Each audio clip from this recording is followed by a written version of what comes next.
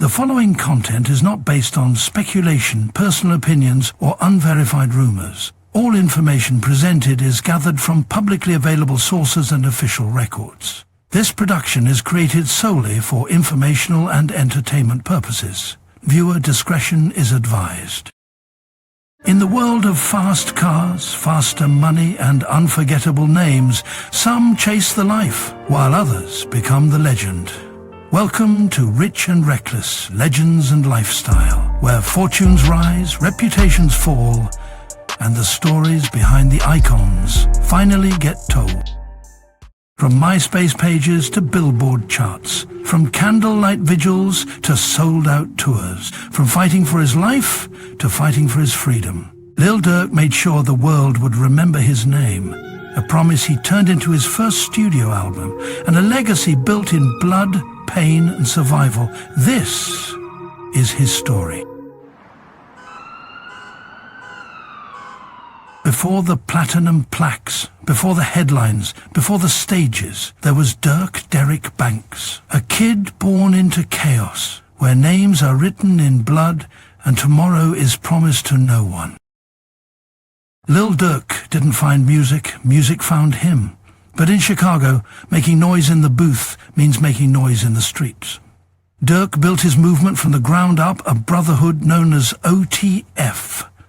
Only the family. Not just a rap crew, a street team, a defense system, a lifeline. Southside Chicago was a battlefield. Neighborhood alliances turned deadly, and every song was a statement, every move a warning. Durk's circle wasn't immune to it, they were built by it. Names like Rondo Number 9, CDA and Newski weren't just friends, they were soldiers in the same war. As the body count rose, Durk found refuge behind the mic. His voice carried the weight of fallen friends and lost innocence. Songs like Descend What You Want and L's Anthem weren't just records, they were street reports. But the streets don't retire. Randanam 9 and Sidai, caught in a murder case that shook their circle, 39 years behind bars.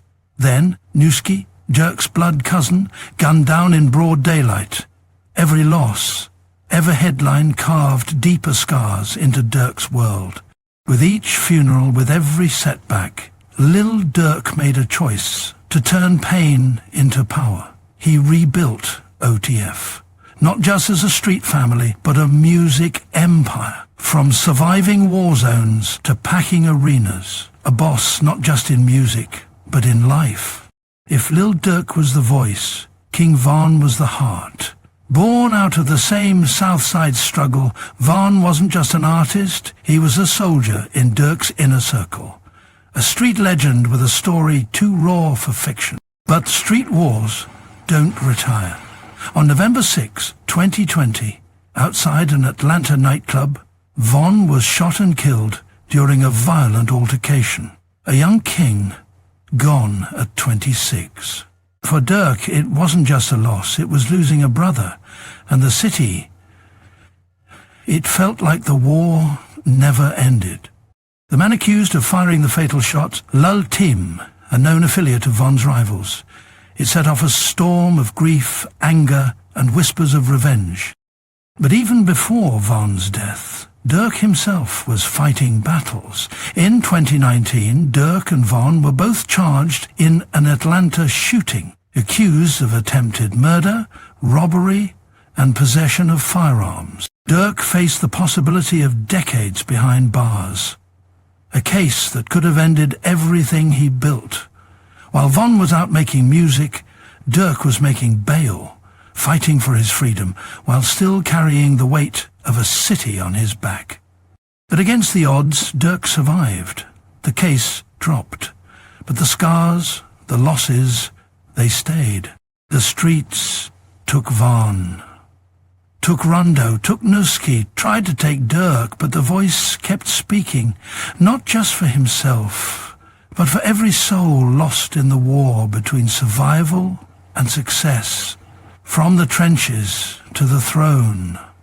Lil Durk made it out, but the war, it left marks you can't see. For Lil Durk, even home wasn't safe. In July of 2021, the war followed him to his doorstep. Durk and his longtime partner, India Royale, the mother of his child, his anchor through chaos, were victims of a terrifying home invasion. Armed intruders broke into their Georgia estate in the dead of night. But what happened next wasn't what anyone expected.